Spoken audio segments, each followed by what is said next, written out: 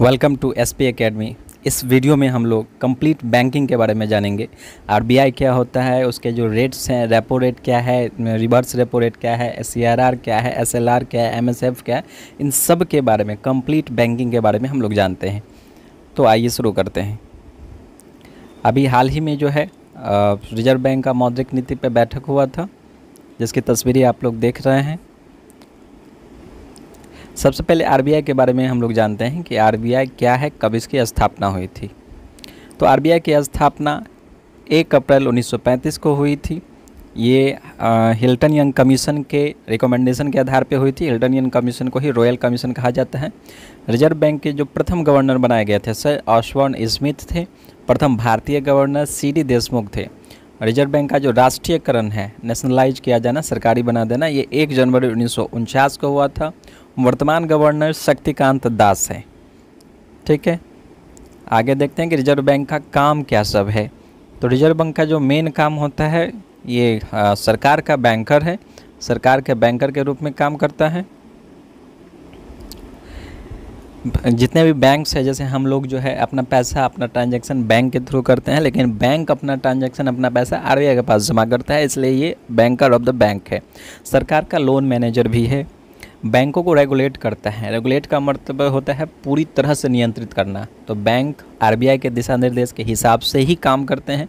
ये जितने भी भारत में पेमेंट और सेटलमेंट सिस्टम है उस सबको रेगुलेट करता है। पेमेंट और सेटलमेंट सिस्टम का मतलब होता है जैसे पीएनबी का कोई चेक आया, उसको एसबीआई में जाना है, या एसबीआई को पीएनबी से कुछ लेना, तो जो भी सेटलमेंट्स होता है उस सब को रेगुलेट करने का काम आरबीआई ही करते हैं। जितने भी विदेशी ट्रांजेक्शन होते हैं उन सब को भी रेगुलेट आरबीआई ही करता है। ठीक है, आगे देखते हैं हम लोग। जो रिजर्व बैंक है वो 2 प्रकार के होते हैं। एक अनुसूचित बैंक होते हैं और एक गैर अनुसूचित बैंक होते हैं। तो जिन बैंकों का नाम जो है आरबीआई एक्ट 1934 में दूसरी अनुसूची के अंतर्गत हुआ था। एक छोटा सा पॉइंट यहाँ पे है कि आरबीआई का गठन जो है किस एक्ट के आधार पे हुआ है, तो ये आरबीआई एक्ट है। आरबीआई एक्ट 1934 के आधार पे हुआ है। जो आरबीआई को पावर मिलता है वो आरबीआई एक्ट 1934 के आधार पे ही मिलता है। तो आरबीआई 2 प्रकार का है। आरबीआई में जो बैंक्स है वो 2 प्रकार के हैं, एक अनुसूचित बैंक है और एक गैर अनुसूचित बैंक है। अनुसूचित बैंक वो है जो आरबीआई एक्ट 1934 के सेकेंड लिस्ट में, सेकेंड शेड्यूल में उसका नाम है। जो अनुसूचित बैंक है वो भी 2 प्रकार के हैं। अनुसूचित व्यावसायिक बैंक और फुल्ली जो कमर्शियल पर्पज से काम करते हैं, और दूसरा सहकारी बैंक जो है जिसमें सरकार और समाज दोनों मिल करके काम करता है। तो अनुसूचित व्यावसायिक बैंक में जितने भी आपके पब्लिक बैंक आते हैं, यानी सरकारी बैंक आते हैं, जितने भी प्राइवेट बैंक आते हैं, जितने भी विदेशी बैंक है जैसे एचएसबीसी और जो आरआरबी है, ये सारा जो है कमर्शियल बैंक का एग्जाम्पल है। और सहकारी बैंक में जो हम लोग देखते हैं ये सहकारी बैंक सब होते हैं गांव वगैरह से लेकर के डिस्ट्रिक्ट लेवल तक। ये सारे सहकारी बैंक जो है अनुसूचित बैंक के, अनुसूचित सहकारी बैंक के अंतर्गत आते हैं। गैर अनुसूचित बैंक का भी लाइसेंस देते हैं जिसको कम लिमिटेड वर्क होता है बैंकिंग का। ठीक है, तो इसमें एक प्रश्न बनेगा कि आरबीआई का जो स्थापना है वो किस एक्ट के अंतर्गत हुआ है, तो आरबीआई एक्ट 1934 के आधार पर हुआ है। आगे बढ़ते हैं हम लोग। बैंकिंग इतिहास देखते हैं। तो भारत का जो पहला बैंक था 1706 में जनरल बैंक ऑफ इंडिया की स्थापना हुई थी। इसके बाद जो है भारत का जो पहला बैंक था वो था जनरल बैंक ऑफ इंडिया, 1706 में इसकी स्थापना हुई थी। इसके बाद अवध कमर्शियल बैंक की स्थापना हुई, और जो भारत का पहला जो भारतीय बैंक था वो पंजाब नेशनल बैंक था। 1894 में इसकी स्थापना हुई थी। वर्तमान में भारत का सबसे बड़ा bank state bank of India है, एसबीआई। तो एक बार देखते हैं हम लोग एसबीआई के सबसे बड़े बैंक बनने की कहानी। तो बैंक ऑफ बंगाल था 1806 में जिसकी स्थापना हुई थी। बैंक ऑफ बॉम्बे था 1840 में जिसकी स्थापना हुई थी, और बैंक ऑफ मद्रास था 1843 में जिसकी स्थापना हुई थी। तीनों काफ़ी बड़े प्रांत थे और बड़े प्रांत के बड़े बैंक थे। इस तीनों बैंक को मिला करके 1921 में एक नया बैंक का नाम दिया गया, वो था इंपीरियल बैंक ऑफ इंडिया। नया बैंक बना दिया गया, और 1 जुलाई 1955 को इंपीरियल बैंक ऑफ इंडिया का ही राष्ट्रीयकरण हुआ। राष्ट्रीयकरण का मतलब होता है किसी भी चीज़ को, किसी भी संस्था को सरकारी बना देगा, तो राष्ट्रीयकरण हो गया, और इसी इंपीरियल बैंक ऑफ इंडिया का नाम रखा गया स्टेट बैंक ऑफ इंडिया राष्ट्रीयकरण होने के बाद। ठीक है, आगे देखते हैं हम लोग। इससे पहले आप लोग अपने बचपन में देखते होंगे कि स्टेट बैंक का ही बहुत सारा एसोसिएट बैंक भी था, जैसे state bank of Patiala, Travancore, Hyderabad, Mysore, Saurashtra, Bikaner, Jaipur, Indore.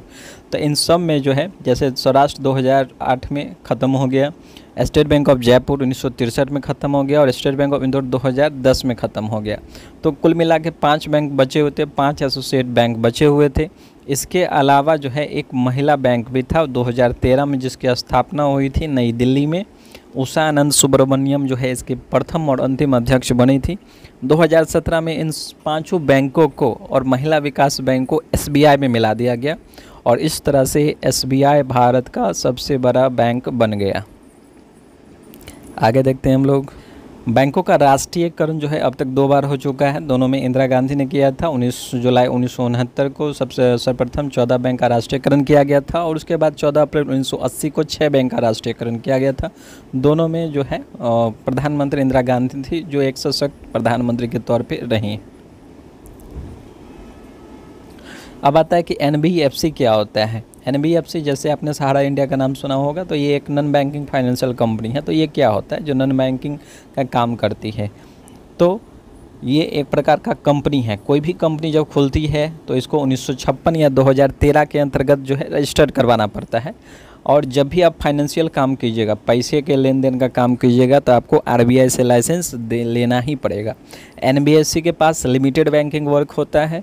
ये सिर्फ लोन देने का काम करता है और कलेक्ट करने का काम करता है। ये कभी भी डिमांड डिपॉजिट स्वीकार नहीं करता है। डिमांड डिपॉजिट का मतलब हुआ कि आप कभी भी बैंक से जाके अपना पैसा डिमांड कर सकते हैं। जैसे सेविंग अकाउंट कभी भी NBFC नहीं खोलती है। जैसे सहारा इंडिया में कभी आप नहीं सुने होंगे कि सहारा इंडिया में जो है आप खाता खुलवाइए और जब चाहे तब आप पैसा निकाल सकते हैं। सेविंग अकाउंट कभी भी सहारा इंडिया नहीं खोलती है। और जो NBFC डिमांड डिपॉजिट स्वीकार नहीं करेगी, वो कभी भी आपको चेक, ATM कार्ड, ये सब भी इश्यू नहीं करती है। ठीक है, तो NBFC को 2 जगह से लाइसेंस लेना पड़ता था, एक कंपनी एक्ट के अंतर्गत और एक RBI से। ठीक है, ये सारी कंपनियां NBFC कहलाती थी, नॉन बैंकिंग फाइनेंशियल कंपनी। अब आते हैं सबसे इम्पोर्टेंट पॉइंट कि RBI जो है मौद्रिक नीति को कैसे कंट्रोल करता है। तो मौद्रिक नीति को कंट्रोल करने के लिए RBI के पास जो है 2 हथियार है। पहला मात्रात्मक और दूसरा गुणात्मक। गुणात्मक उतना ज़्यादा यूजफुल नहीं है। गुणात्मक में क्वालिटी इंप्रूवमेंट पे RBI वर्क करता है। सभी बैंकों को निर्देश देता है कि आप जो है अपने जो वर्क इन्वायरमेंट है उसको ठीक कीजिए, ज़्यादा से ज़्यादा अच्छे लोगों को लोन दीजिए, अच्छे से रिकवरी कीजिए। ये सारा जो है क्वालिटी मेंटेन करने की बात करता है। लेकिन सबसे इम्पोर्टेंट होता है इसका मात्रात्मक, यानी कि पैसे के मात्रा को बाज़ार में घटाना और बाज़ार में बढ़ाना। यही मौद्रिक मुद्रा शब्द से बना है और मौद्रिक मुद्रा का ही बाज़ार में घटना या बढ़ना मौद्रिक नीति कहलाता है। तो इस नीति में, मात्रात्मक नीति में क्या सब शामिल है वो देखते हैं हम लोग। तो ये विभिन्न रेट्स जो हैं, जो आप लोग सुने होंगे इसके बारे में। पहला बैंक रेट जो क्या होता है, तो RBI, एक चीज़ आप इससे पहले आप जान लीजिए कि जो भी बैंक आपको लोन देती है, ठीक है, जो भी बैंक आपको लोन देती है वो उस बैंक का अपना पैसा नहीं रहता है, वो सब RBI पैसा देती है और वो बैंक जो है आम जनता को पैसा देती है। वो सारा पैसा RBI ये लोन के रूप में अन्य बैंकों को देती है, सभी बैंकों को देती है। तो इसी तरह से ये जो रेट्स हैं आपके, जैसे पहला रेट है आपका बैंक रेट। तो RBI किसी भी बैंक को यदि 90 दिन से अधिक के लिए लोन देगा तो वो लॉन्ग टर्म का लोन कहलाएगा और वो जो है किस रेट पे देगा, बैंक रेट पे देगा। RBI यदि 0 से 90 दिन का किसी को लोन दे रहा है तो वो रेपो रेट पे देगा। रेपो रेट पे 0 से 90 दिन यानी शॉर्ट टर्म का लोन देता है तो वो रेपो रेट पे देता है। MSF होता है मार्जिनल स्टैंडिंग फैसिलिटी रेट। अगर 90 दिन से कम ये 24 आवर्स के लिए अगर आपको लोन चाहिए, यानी 0 से 24 आवर्स के लिए, तो ये MSF रेट पे दिया जाता है। यदि 0 से 24 आवर्स के लिए लोन चाहिए तो ये MSF रेट पे दिया जाता है। ये कम्प्लीटली शॉर्ट टर्म लोन होता है। MSF हमेशा ही बैंक रेट के बराबर होता है। इसके बाद आता है रिवर्स रेपो रेट। तो रेपो रेट में तो बैंक RBI जो है बैंकों को लोन देती है और बदले में इंटरेस्ट वसूल करती है। लेकिन रिवर्स रेपो रेट क्या है, इसमें बैंकों को कहती है कि आप अपना पैसा मेरे पास जमा कीजिए और बदले में मैं इंटरेस्ट दूंगा। तो आरबीआई बैंकों को जो इंटरेस्ट देती है वही रिवर्स रेपो रेट कहलाता है। तो आप जैसे कि रेपो रेट है या बैंक रेपो रेट है, अगर आप इस कंडीशन को देखें कि जैसे रेपो रेट है 90 दिन के लिए लोन, 0 से 90 दिन के लिए लोन देगा, तो आरबीआई ने पैसा दे दिया, आरबीआई ने बैंकों को पैसा दे दिया, बैंक ने जो है आम जनता को लोन दे दिया। तो जितना सस्ता लोन मिलेगा उतना ही सस्ता बैंक जो है आम जनता में बांटेगी। तो जितना ज़्यादा मार्केट में पैसा बढ़ेगा, तो हम जानते हैं कि मार्केट में पैसा अधिक रहने से जो है मुद्रास्फीति यानी कि महंगाई बढ़ेगी, पहले सभी चीज़ों के मूल्य में बढ़ोतरी होगी और इससे मुद्रास्फीति में बढ़ोतरी होगी। ठीक है, तो जितना सस्ता लोन देगी बैंक भी उतना ही सस्ता आम जनता में बांटेंगे, जितना महंगा लोन देगी उतना महंगा ये आम जनता में बांटेंगे। और इस तरह से जो है जब देखती है आरबीआई कि मार्केट में पैसा अधिक हो गया है तो अपने रेट्स को ऊपर कर लेती है। सबसे पहला जो यूज करती है वो रेपो रेट का यूज करती है, रेपो रेट को ऊपर कर लेती है, जिससे जो है लोग कम ये लोन लेते हैं, क्योंकि महंगे इंटरेस्ट रेट पे बैंकों को लोन मिलेगा और ये उससे भी महंगे इंटरेस्ट रेट में आम जनता को लोन देंगे, तो थोड़ा सा इंटरेस्ट लोगों में कम होता है इसके प्रति, लोन लेने के प्रति। तो बाज़ार में मुद्रा का जो है जो बढ़ा रहता है वो धीरे धीरे जो है आरबीआई के पास वापस चला जाता है, बाज़ार में मुद्रा का प्रवाह कम हो जाता है। इसी तरह से जो है रिवर्स रेपो रेट जब देखती है आरबीआई कि बाज़ार में मुद्रा अधिक हो गया तो रिवर्स रेपो रेट को बढ़ा देती है। तो जो बैंक्स होते हैं वो सोचते हैं कि हम आम जनता में पैसा देंगे, इससे अच्छा जो है आरबीआई के पास अपना पैसा रख देते हैं और उससे ज़्यादा इंटरेस्ट हमें मिल जाएगा। ठीक है, बैंक रेट से लेकर के रिवर्स रेपो रेट तक जो है सिर्फ इंटरेस्ट रेट के बारे में जिक्र किया गया है। इसके बाद दो चीज़ और आता है, कैश रिजर्व रेशियो और स्टैच्यूटरी लिक्विडिटी रेशियो। ये क्या होता है? तो बैंकों को अपने एनडीटीएल का कुछ भाग, एनडीटीएल का मतलब होता है net demand and time liability, net demand and time liability. ठीक है, एनडीटीएल का मतलब होता है नेट डिमांड और टाइम लायबिलिटी। तो डिमांड लायबिलिटी क्या है बैंक का? तो जो भी सेविंग अकाउंट में पैसा जमा है और जो भी फिक्स डिपॉजिट है वो आप कभी भी बैंक से मांग सकते हैं, तो इसलिए वो उसका लायबिलिटी है। ठीक है, तो इसी को एनडीटीएल कहा जाता है। तो आरबीआई निर्देश देती है बैंकों को कि अपने एनडीटीएल का कुछ परसेंट जो है नकदी के रूप में आरबीआई के पास रखना पड़ता है, नकदी के रूप में आरबीआई के पास रखना पड़ता है, और उसी परसेंटेज को कैश रिजर्व रेशियो कहा जाता है। वर्तमान में हम लोग देख रहे हैं कि कैश रिजर्व रेशियो 4.50% है। इसके बाद आता है स्टैच्यूटरी लिक्विडिटी रेशियो। ठीक है, यह बैंक को अपने एनडीटीएल का कुछ परसेंट सोने, चांदी, नगद सिक्योरिटीज के रूप में अपने पास रखना होता है। तो जो अपने पास रखेगा लिक्विडिटी के रूप में, स्टैच्यूटरी के रूप में, यानी वैधानिक होना चाहिए, कानून के अंतर्गत होना चाहिए। ये सारा चीज़ बैंकों को अपने पास रखना पड़ता है, इसलिए उसको एसएलआर कहते हैं। तो सीआरआर हमेशा आरबीआई के पास रखा जाएगा, एसएलआर अपने पास रखा जाएगा। ठीक है, तो बैंक रेट समझ गए। लॉन्ग टर्म लोन जिस इंटरेस्ट रेट पे आरबीआई देता है बैंकों को वो बैंक रेट है। रेपो रेट 0 से 90 दिन के लिए जो शॉर्ट टर्म लोन देता है वो रेपो रेट है। 0 से 24 घंटे के लिए जो लोन देता है वो short term loan, short term interest rate जो है ये एमएसएफ कहलाता है। एमएसएफ हमेशा ही बैंक रेट के बराबर होता है। रिवर्स रेपो रेट आरबीआई बैंकों को जो इंटरेस्ट देती है वो रिवर्स रेपो रेट कहलाती है। ठीक है, यहाँ जो है वर्तमान में जो रेट आप देख सकते हैं, जो रेपो रेट 6.50% है, एसएल जो डिपॉजिट रेट है 6.25% है, मार्जिनल स्टैंडिंग फैसिलिटी 6.75% है, बैंक रेट 6.75% है और रिवर्स रेपो रेट 3.35% है। आगे देखते हैं हम लोग। इसके अलावा मुद्रा नीति को कंट्रोल करने का एक और तरीका है आरबीआई के पास, वो है open market operation. Open market में जो है आरबीआई क्या करती है, तो गवर्नमेंट का जो सिक्योरिटीज होता है, लॉन्ग टर्म बॉन्ड रहता है, उसे मार्केट में वो सेल कर देती है। तो मार्केट में सेल करने से क्या होता है, जब देखती है जो आरबीआई जो बाज़ार में पैसे की अधिकता होगी तो ऐसे बॉन्ड्स को निकालती है, गवर्नमेंट बॉन्ड को इश्यू करती है, और जैसे इस सेल करती है तो ये अपना पैसा, इसका पैसा आरबीआई के पास चले जाता है और बदले में ये इसे बॉन्ड सेल कर देती है। जब देखती है कि बाज़ार में पैसा कम हो चुका है तो ये बॉन्ड खरीद करके बाज़ार में पैसा डाल देती है। तो इस तरह से ओपन मार्केट पर ये करती है। जैसे अभी आगे मनी मार्केट में हम लोग देखेंगे G-SEC गवर्नमेंट सिक्योरिटीज़ के बारे में देखेंगे, तो आरबीआई गवर्नमेंट सिक्योरिटीज़ का ही खरीद बिक्री करती है और इस तरह से बाज़ार में मुद्रा का आदान प्रदान करती है। इसी को मौद्रिक नीति कहा जाता है। ठीक है, NDTL तो समझ ही गए हैं। आगे बढ़ते हैं हम लोग। लैप आता है, लिक्विड एडजस्टमेंट फैसिलिटी। तो लिक्विड एडजस्टमेंट फैसिलिटी एक नीति है। इस नीति में जो है MSF आता है, रेपो रेट आता है और रिवर्स रेपो रेट आता है। ठीक है, तो कभी भी एग्जाम में आ जाएगा कि लैप के अंतर्गत क्या सब आ जाता है, तो MSF, रेपो रेट और रिवर्स रेपो रेट। इसके बाद एक और इंटरेस्ट रेट आता है, वो इंटर बैंक ऑफर्ड रेट, यानी कि एक बैंक दूसरे बैंक को जिस इंटरेस्ट रेट पर जो लोन देती है उसी को आईबोर कहते हैं, inter bank offered rate. RBI का इसमें कोई हस्तक्षेप नहीं होता है। जैसे SBI PNB को दिया, PNB सेंट्रल बैंक को लोन दिया, तो ये सारा जो इंटरेस्ट रेट होता है वो आईबोर कहलाता है। आगे देखते हैं हम लोग। बेस रेट क्या होता है? तो बेस रेट आम आदमी को जिस मिनिमम रेट पर बैंक लोन दे सकती है, क्योंकि अब तो कंपटीशन है। अगर ये रेट नहीं रहेगा तो जैसे SBI है वो कहेगी हम 4% पे दे देंगे, वो दूसरा बैंक 3.5% पे देगी, तो इस तरह से मार्केट में कंपटीशन हो जाएगा। तो इसलिए RBI ने एक रेट तय कर दिया है कि आम आदमी को इससे कम रेट पर कोई भी बैंक लोन नहीं देगी। इसी इंटरेस्ट रेट को बेस रेट या प्राइम लेंडिंग रेट कहा जाता है। इसके बाद आता है नॉन परफॉर्मिंग एसेट। क्या होता है? गैर निष्पादित संपत्ति। किसी भी लोन का यदि 90 दिन तक इंटरेस्ट या मूलधन नहीं दिया जाए तो वो NPA कहलाता है। ठीक है, NPA की रिकवरी के लिए पहले एक डेप्ट रिकवरी ट्रिब्यूनल था 1993 में, जिसमें कोर्ट में केस वगैरह चलता था। इसके बाद ज़मीन वगैरह की नीलामी होती थी। लेकिन 2000 क्योंकि ये लेंदी प्रोसेस हो जाता था, इसलिए 2002 में एक नया कानून लाया गया था जिसको सरफाइसी एक्ट कहा जाता है, जिसका full form securitization and reconstruction of financial asset and enforcement of security interest act 2002 था।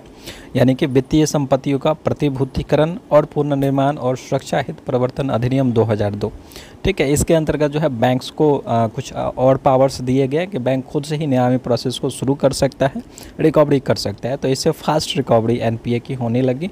ठीक है, तो ये दोनों ही जो है NPA के को डीस्ट्रेस करने के लिए, डीस्ट्रेस का मतलब होता है जो लोन लिया गया है वो जो स्ट्रेस हो गया है बैंक पे, जो दबाव वाली संपत्ति हो चुकी है, अगर कहीं किसी को लोन दिया वो रिकवरी नहीं हो पा रहा है तो दबाव वाली संपत्ति है, उसको दूर करने के लिए, उसको क्लियर करने के लिए इस एक्ट का सहारा लिया जाता है। इसमें एक चीज़ और हम लोग देखते हैं इसके बैक चैप्टर में कि हम लोगों ने अभी रेपो रेट के बारे में पढ़ा था, रेपो रेट के बारे में। तो सबसे पहले जो है RBI अगर मार्केट को कंट्रोल करना है, मुद्रास्फीति को कंट्रोल करना है, मुद्रा के प्रभाव को कंट्रोल करना है, तो रेपो रेट को बढ़ाने या घटाने का काम करती है। अगर मार्केट में प्रभाव कम करना है तो इसको रेपो रेट को बढ़ा देती है, यदि प्रभाव ज़्यादा करना है मुद्रा का तो रेपो रेट को घटा देती है। जब भी RBI घटाती बढ़ाती है तो बेसिस पॉइंट में घटाती है। बेसिस पॉइंट, 1% का मतलब होता है 100 बेसिस पॉइंट। ठीक है, आप न्यूज़ में सुनते होइएगा कि सरकार ने जो है 25 बेसिस पॉइंट बढ़ा दिया। इसका मतलब जैसे अभी करंट रेट 6.50 है पॉलिसी रेपो रेट, अगर 25 बेसिस पॉइंट बढ़ाता है मतलब अब जो रेट हो जाएगा नया वो 6.75% के आसपास ये हो जाएगा। ठीक है,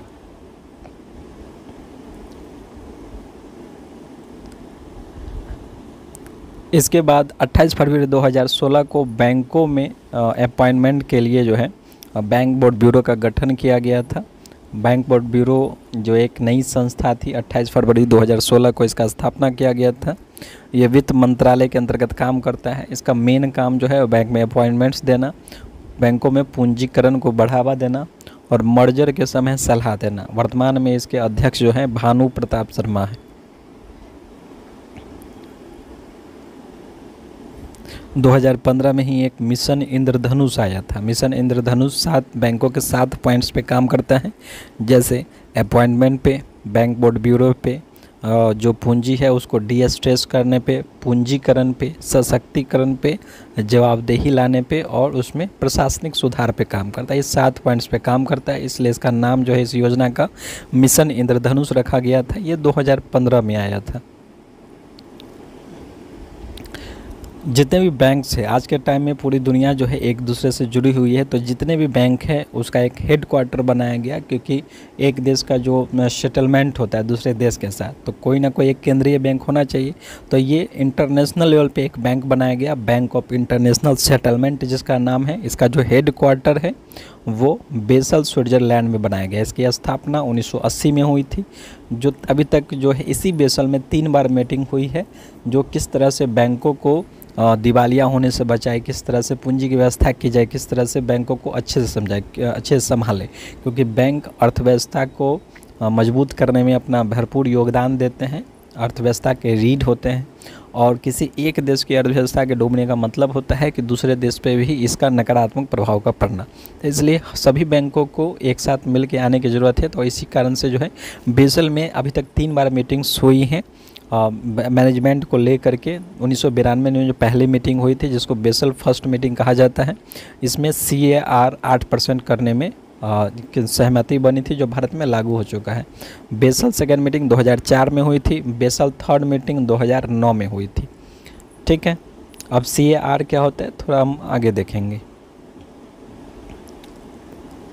जो CAR है इसको कैपिटल एडोक्वेसी रेशियो कहा जाता है, यानी पूंजी पर्याप्तता अनुपात की। कोई बैंक 100 रुपये का लोन कब दे सकती है? जब उसके पास मिनिमम इतना पैसा रहना चाहिए, जैसे 1000 रुपया रहना चाहिए तो वो 100 रुपये का लोन दे सकती है, या फिर 40 रुपये रहना चाहिए तो वो 100 रुपये का लोन दूसरे से ले करके दे सकती है। इसी पूंजी को, इसी अनुपात को कैपिटल एडोक्वेसी रेशियो कहा जाता है। ठीक है, इसके बाद आप लोग इकोनॉमिक्स के टर्म में जो है टायर 1 कैपिटल, टायर 2 कैपिटल ये सुनते होंगे। तो टायर 1 कैपिटल होता है जो ज़्यादा मोबिलिटी है, जिसमें जैसे यदि किसी को आवश्यकता पड़ेगी, उसके पास सोना चांदी क्या सब कुछ है, तो सबसे पहले वो किस पूंजी को यूज करना चाहेगा? तो निश्चित है कि वो पहले कैश को यूज करना चाहेगा, क्योंकि सबसे ज़्यादा लिक्विड कैश होता है। तो इसलिए ये टायर 1 कैपिटल जो है वो कैश कहलाता है। टायर 2 कैपिटल में गोल्ड, मेटल, ETC आ जाएगा, वो बाद में आता है, क्योंकि जैसे सिक्योरिटीज है, सिक्योरिटी को हम ख़त्म करेंगे, या बॉन्ड है, बॉन्ड को पहले ख़त्म करके उसको फिर से कैश में लाएंगे और उसको यूज करेंगे। ठीक है, तो ये कुछ इकोनॉमिक्स से संबंधित टर्म्स हैं। नेक्स्ट वीडियो में हम लोग इंश्योरेंस सेक्टर की बात करेंगे। तब तक के लिए धन्यवाद।